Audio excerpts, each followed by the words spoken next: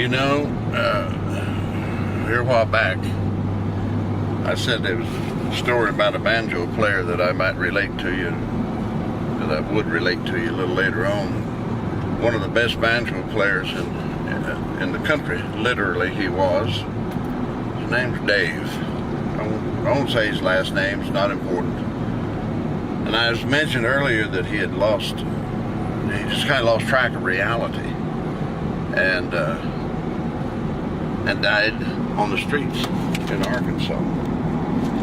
But one time he was working a bluegrass festival, and he was with a good band. And they got up behind the stage and getting final tuning and getting ready to go on. And the other act was finishing up their song. The last song is getting ready to go off. And one of the guys in the band turned around, just turned around and seen Dave, the banjo player, was sitting at a table and had his banjo completely taken apart. He said, I bet there was 500 pieces. Took the head off, took the neck out of it, he was sitting there with his banjo in all of these pieces. And they said, Dave, what are you doing? And he said, well, it just didn't sound right. I'm working on the sound.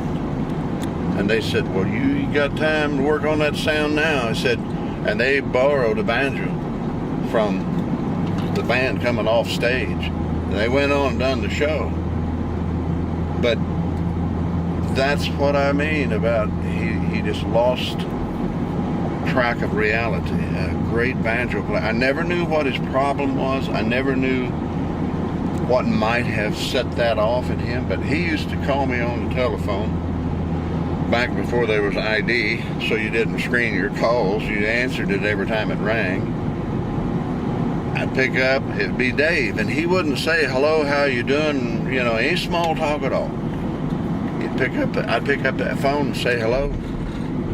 First words out of his mouth would be, old Earl had her all figured out, didn't he?